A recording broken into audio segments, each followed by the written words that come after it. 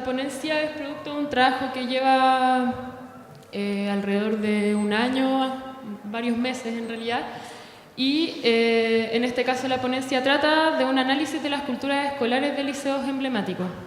El propósito de esta ponencia es dar cuenta de la existencia de una configuración de una cultura escolar de lo emblemático a partir del estudio y análisis de la historia de 6 liceos de Santiago y de Providencia. En este caso sería el Instituto Nacional, el Liceo de Aplicación, el Internado Nacional Barros Arana, el Liceo Las Tarrias, el Manuel Barros Borgoño y el Liceo 1, Javiera Carrera.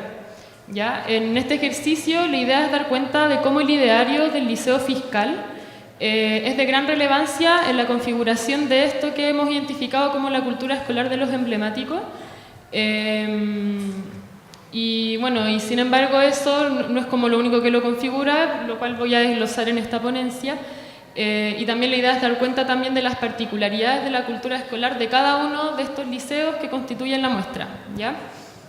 Entonces lo primero es empezar definiendo qué entendemos por cultura escolar.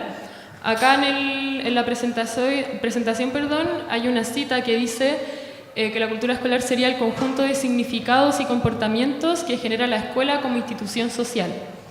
Es decir, es importante considerar que el espacio escolar es en donde se desenvuelve la cultura escolar, valga la redundancia, y este se constituye como un sitio en el que confluyen muchas otras culturas. O sea, por ejemplo, el mismo Instituto Nacional, aprovechando que estamos acá, es sabido que la configuración de sus estudiantes viene de distintas partes de la región metropolitana y cada uno porta como una experiencia distinta desde sus hogares, sus barrios, etc. Y la cultura escolar reconoce la existencia de esa como variabilidad, ¿ya? Eso como primer lugar, ¿ya? Y en ese sentido es importante identificar que la cultura escolar toma el rol de otorgar una sensación de seguridad y de continuidad institucional, por decirlo de algún modo, a los liceos y a las escuelas, ¿ya? Y en eso es importante este punto, porque en la creación y la constitución de una cultura escolar viene a definir la identidad, que es algo que yo creo que ha estado súper presente en las ponencias de acá, y también a poder darle un frente a las reformas que se van presentando desde el mismo Estado o los gobiernos locales, ¿ya? En ese sentido, a modo de antecedentes, identificamos la importancia del papel del Estado dentro de los sistemas educativos. A modo de contexto internacional, esto lo vamos a ver rápido, en el caso de Francia, el Estado central se preocupa de garantizar, organizar y administrar la enseñanza. En el caso de Inglaterra, se le da la responsabilidad a las autoridades locales en unos temas y en otros temas se le da la responsabilidad al Estado central.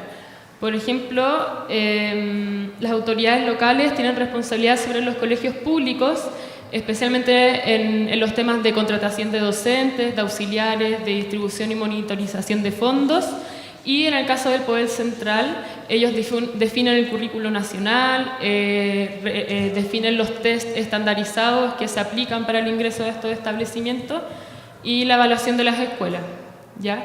Y en el caso de Estados Unidos es un caso como más especial porque, como sabemos, Estados Unidos se configura desde un gobierno federal, por lo tanto los estados, cada uno tiene su autonomía en cómo configurar todo este sistema de educación pública y en ese caso es un escenario diferente al que conocemos acá en Chile, ¿ya? Sin embargo, hubo un informe que se llama A Nation at Risk, que a través de un programa llamado No Child Left Behind, que es la sigla que aparece acá atrás, la NCLB, vio que se necesitaba igual una responsabilidad desde el gobierno federal en la administración de la educación pública. Y en ese caso, gracias a este informe, el gobierno federal ha empezado como a meterse más en estos temas, ¿ya? Estos son como casos internacionales a modo de ejemplo. Ahora está el tema del caso chileno, que es el que nos convoca acá. Llamado antecedente tenemos el caso de los liceos fiscales. Como mencioné al principio de esta ponencia, la figura del liceo fiscal es de gran relevancia a la constitución de la cultura escolar de los liceos emblemáticos, porque el liceo fiscal se presenta como un ideal a seguir de algún modo para los liceos públicos y en este caso específicamente los emblemáticos hoy en día. En esto es importante considerar cuál era el objetivo en un comienzo de los liceos fiscales, que como sale la cita de la presentación, era influir más segura y directamente en el bien público, cuya prosperidad pende de la formación de ciudadanos ilustrados y nutridos en los principios y virtudes que inspiran la buena educación. El proyecto como de los liceos fiscales, a grandes rasgos, su fin era contar con un espacio educativo nacional esto quiere decir que cualquier liceo a nivel de todo Chile le estuviera dando la misma educación a sus estudiantes, que no hubieran como grandes diferencias. Eso es como el sentido de que sea como este ideario como de lo nacional, ¿ya? Eso como también a modo de antecedentes para el caso chileno. Bueno, ahora vamos como a lo central de esta ponencia, que son los liceos emblemáticos. Y en este caso es importante ver las influencias que el liceo fiscal tiene en la configuración de los liceos emblemáticos. Nosotros identificamos 3 cosas principales, que sería primero el comprender el liceo como un espacio académico y un espacio político. A nosotros, al hacer revisión histórica de los liceos, de estos 6 liceos que mencioné en un comienzo, es importante para los liceos esto de formar ciudadanos y ciudadanas de la República y que sean capaces de participar activamente en la sociedad.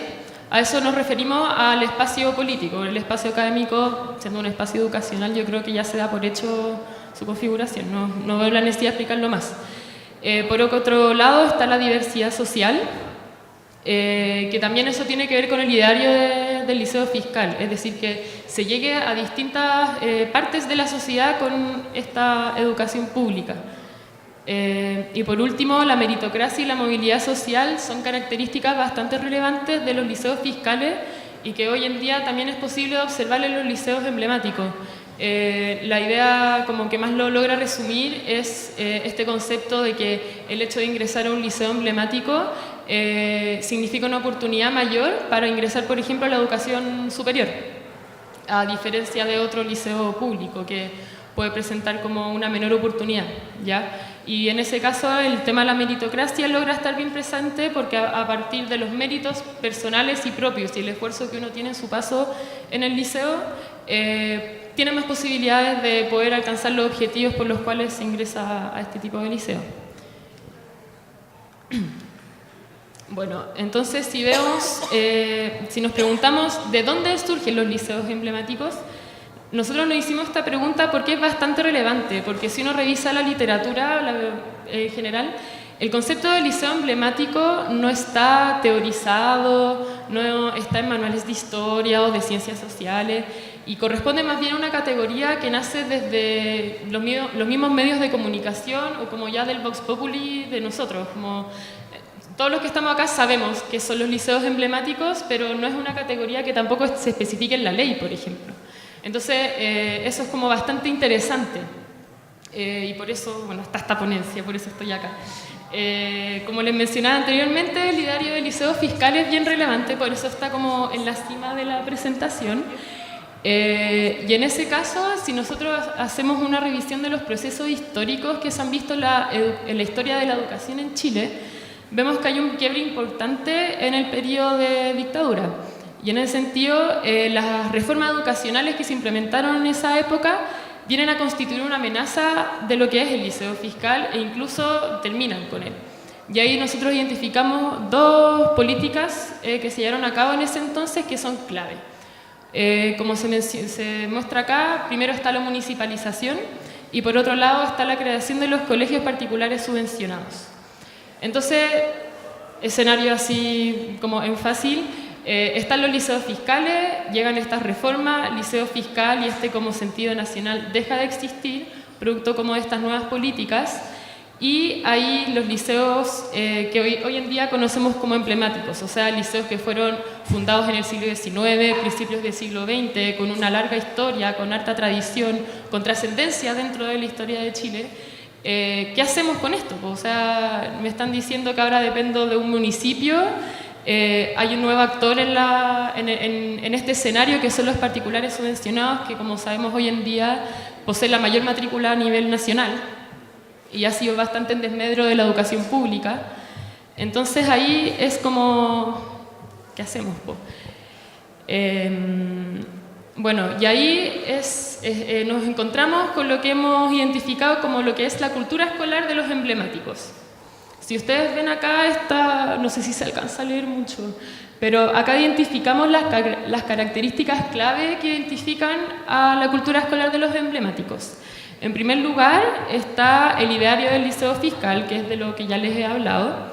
Luego está el tema de la disposición geográfica, que si nos fijamos, los emblemáticos por lo general están en un lugar relativamente centralizado, lo cual permite también mejor conexión para toda la región metropolitana, para que el acceso no sea solo, por ejemplo, en el Instituto Nacional, solamente para personas que viven en la comuna de Santiago.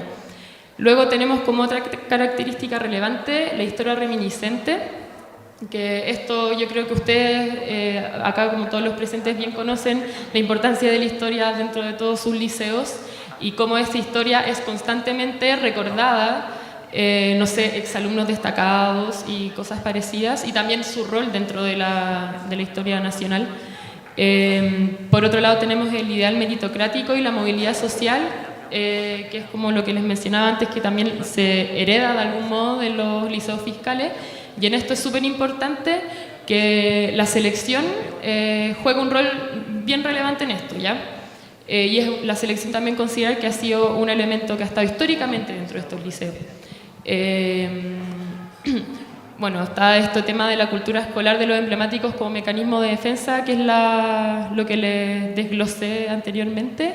Y por último está como una característica principal la pedagogía clásica basada en la búsqueda de resultados exitosos, es decir, el alcanzar excelencia académica. Y si bien ven todas estas características, entre ellas se configuran como con bastante coherencia, ¿ya? Bueno, esos son como los elementos clave que nosotros identificamos para poder hablar de una cultura escolar de los emblemáticos, ¿ya? Y como les mencioné en un comienzo, también identificamos particularidades de los liceos emblemáticos, porque, o sea, no sé, pues, el nacional no es lo mismo que el liceo 1. El liceo 1 ya sabemos que es de mujeres, el nacional es de hombres. El hombre se fundó antes, que de hecho fue, como saben, también el primer liceo formado en Chile. Y en ese caso esa es como una particularidad bien importante de lo que configura el Instituto Nacional en su cultura escolar particular. Por otro lado, el Internado Nacional Barros Arana, el INBA, es relevante desde su ubicación geográfica, que es como el segundo ítem que sale en la presentación, y la relación con el espacio, porque anteriormente ahí había una estación de trenes, lo cual permitía que pudieran llegar incluso personas desde fuera del país a estudiar al internado.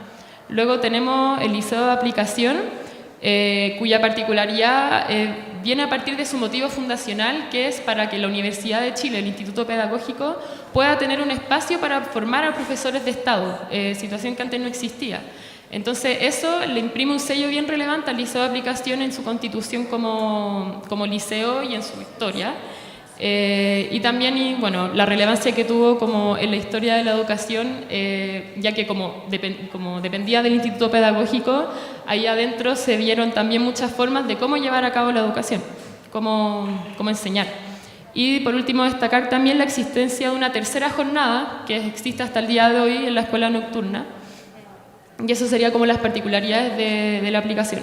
Por otro lado, el Liceo Las Tarrias, el nacimiento de este liceo también es relevante porque busca expandirse más allá de lo que en ese entonces era la parte céntrica de la ciudad. Entonces, con eso se busca el fin de expandir la educación del país, ¿ya? Y que otras personas pudieran también acceder a ella. Y también se destaca que es otro liceo que cuenta con una escuela nocturna. El siguiente, el Barros Borgoño, acá es un caso particular porque guarda relación también con la expansión de la educación y como bien sabemos el Barros Borgoño se encuentra en la zona sur y eso permite poder acercar la educación a la zona sur de la región metropolitana y de hecho la constitución de su matrícula es particularmente desde ahí. Y tiene relación también con su ubicación cerca de del barrio Franklin, ¿ya? Por último, tenemos el Liceo 1, el Javiera Carrera, que en un comienzo este liceo se formó, cito entre comillas, para formar buenas madres de familia, lo cual años después Juana Gremler logró dar vuelta este motivo fundacional y hoy en día vemos que el Liceo 1 es un liceo referente dentro de la educación de mujeres del país y bueno, nada más que eso. O sea, esa es como una de las particularidades del Liceo 1, más allá de la cultura de lo emblemático, para tenerlo en cuenta. Por último, para cerrar, tenemos acá las conclusiones, que bueno, esto tiene relación con hoy en día.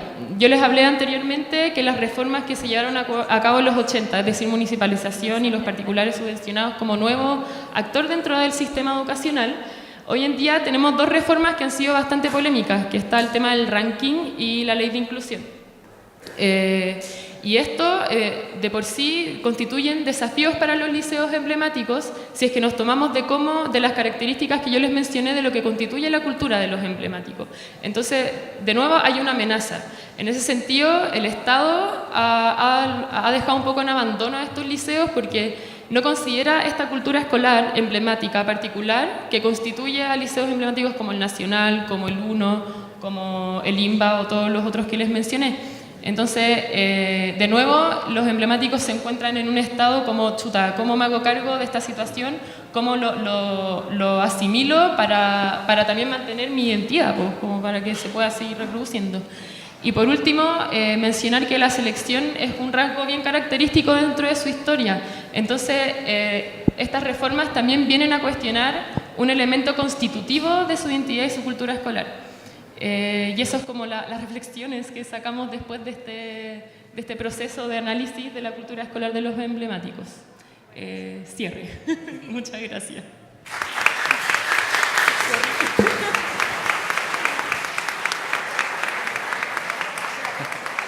Muchas gracias, Francisca. Bueno, para finalizar esta etapa viene la ronda de preguntas. ¿Quién quiere hacer una pregunta y a qué expositor?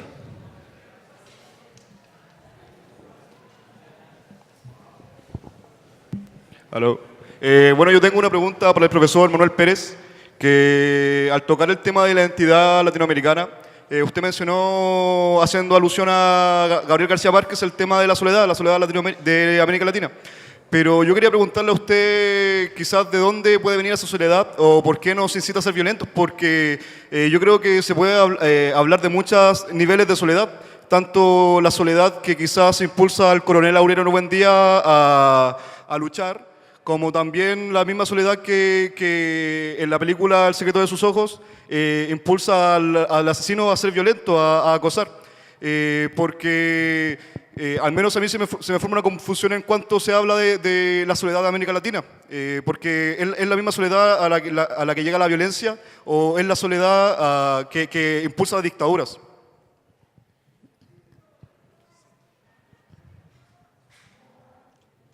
Apasionante el tema, sin duda, citadino, ¿no? Gabriel García Márquez constituye Tumacondo, que es una herencia de la poética de William Faulkner. Está las ciudades marginales. Milán Kundera tiene una designación genial para ese tipo de ciudades. Y el gran Kundera debería ganar el Nobel, uno de los candidatos sin lugar a dudas. Hablaba de las Venecias de mierda. Ahí está la cultura sub, esa cultura donde se ambienta underground, esa cultura lejana a los centros de poder que generan las revoluciones. Allí en esas ciudades, en esas cloacas de mierda, se gestaron tremendas instancias y en casas lujosas, en los centros de poder, también se crearon políticas de mierda.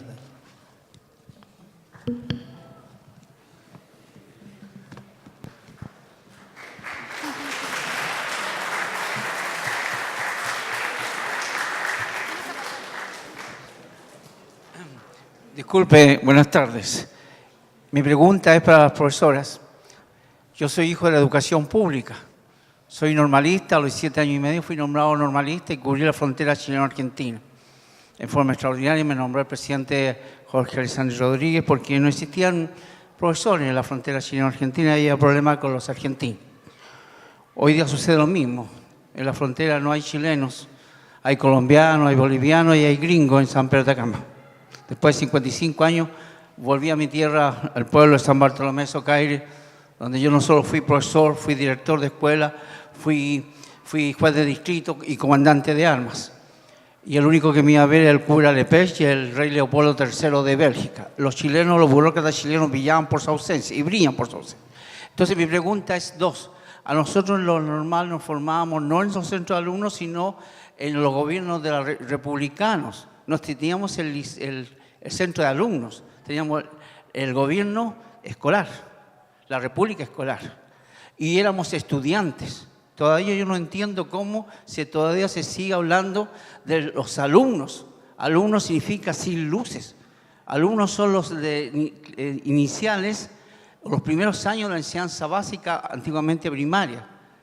Y lo otro, se habla de educación mixta, que los colegios van a ser mixtos, cuando la palabra es la coeducación. Coeducación, porque es un curso, un primer año medio de señoritas, y un promedio año B de varones. Y se sigue insistiendo en los centros de alumnos. Y en este instituto que tanto quiero, que fui profesor transitorio a la edad de 23 años, y se habla del centro de alumnos del Instituto Nacional, cuando el Instituto Nacional es el foco de luz de la nación. Entonces, lo que se debemos de hablar, jóvenes y profesores, es de los estudiantes del Instituto Nacional y de la coeducación, y no como ha escuchado esta autoridad del Ministerio de Educación, de la educación mixta, que a veces yo realmente no me explico. Disculpe mi extensión. Eso es todo.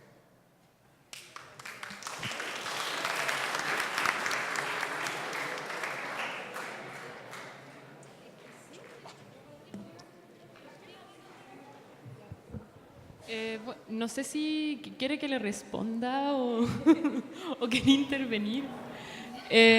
Solo como a modo de aporte, yo recuerdo para los movimientos estudiantiles 2006-2011 se hablaba harto de este concepto como alumno versus estudiante, y yo creo que el debate ha avanzado bastante, pero también hay que reconocer que somos personas con costumbres y a veces pasa que a uno se le olvida como la acción política por medio del lenguaje. Entonces, en ese sentido, agradecerle su intervención. Y respecto como a la coeducación, estoy de acuerdo con su diagnóstico. La educación mixta no es la solución a terminar con una educación sexista. Por eso hay que hablar del tema de la coeducación. Entonces, en ese sentido, quizás tomar la palabra del profesor para seguir reflexionando en torno a estos temas. Nadie tiene la verdad absoluta en estos momentos. Y eso. Sí, totalmente de acuerdo. No sé, aquí hablo a título personal. A mí de repente me sucede que nos quedamos en la discusión gramática, como también sucede mucho hoy día con el todas y todos, ¿cierto? Uno, una, cuando el foco finalmente debe ser quizás el que nosotros quisimos compartir hoy día con todos ustedes, la acción. No sacamos nada, ¿cierto?, con decir alumnos, estudiantes, si los voy a estar tratando de la misma forma en la acción, ¿no?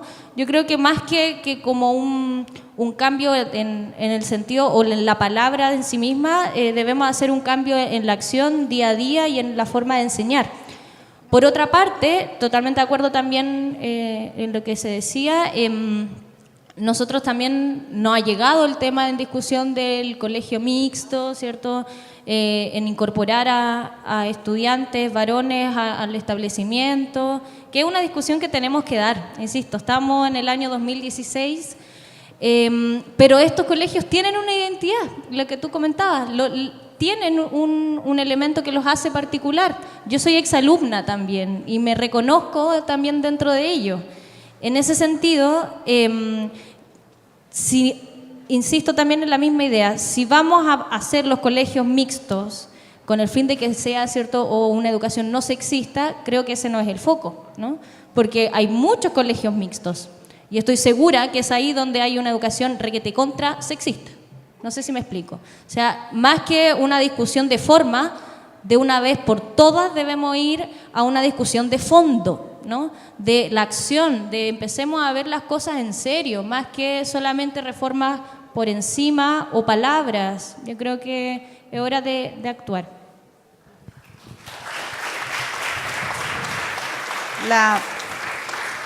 Mi pregunta va para la última exponente, es lo siguiente. En el estudio que ella hizo sobre los liceos emblemáticos, tú hablaste de la municipalización por parte del régimen militar de los colegios emblemáticos. Pero a mí me llama la atención algo, y yo te lo quiero preguntar si en el estudio lo viste, lo analizaste o llegaste, no sé. Pero a mí me ha hecho mucho sentido y varias veces me ha dado vuelta en la cabeza que muchos de la gente que está liderando la política o el gobierno en los últimos años son hijos de la educación pública. La mayoría de ellos son egresados de los liceos emblemáticos. Es cosa tomar su currículum todo y te vas a encontrar con esa gran sorpresa. ¿Por qué renegar y hacer un cambio tan gravitacional, es decir, tan, no sé, es casi, disculpen el término, me siento que lo están ellos intencionalmente matando? Es como si no quiero reconocer que soy hijo de esa educación y de esa participación. A mí me llamó, cuando tú lo nombraste, me llamó la atención de que no lo haya hecho esa reflexión, porque a mí hace rato me está dando vuelta en la cabeza que no puedo entender, porque es re fácil decir, y quiero que no me malinterpreten en lo que voy a decir, es culpa de la dictadura. Es la palabra más fácil. Pero hubieron años después, y han habido años después, que estamos viviendo actualmente, que se pudo haber recuperado la educación pública y con mucha fuerza y con mucha honestidad y haber hecho algo realmente en serio. Entonces a mí me preocupa eso. A mí, yo te propongo eso, y yo he tratado de hablar con sociólogos, ¿qué pasa con esos hijos de la educación pública que están llevando a sus hijos a la educación particular, ni siquiera particular subvencionada, porque ellos ya se sienten en otro estatus, y renegaron de dónde vinieron y quién los formó? Eso te quería hacer nomás la cosa.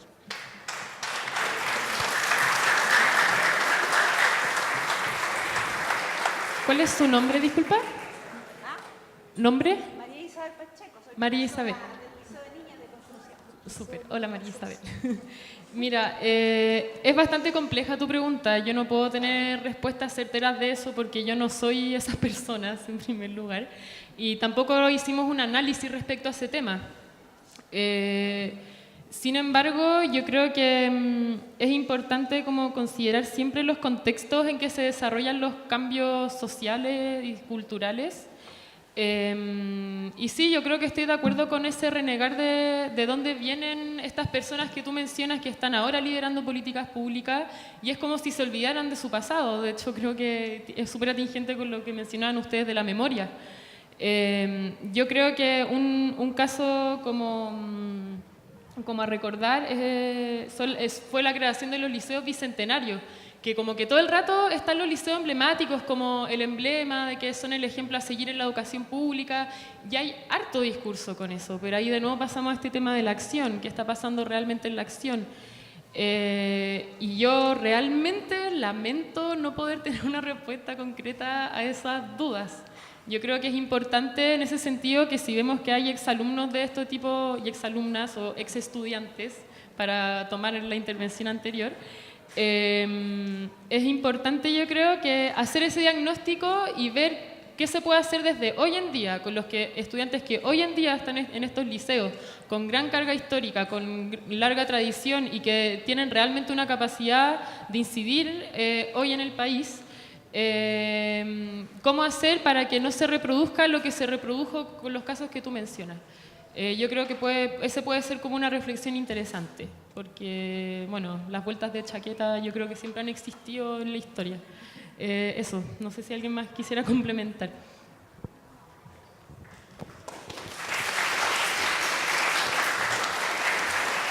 Muchas gracias por las preguntas.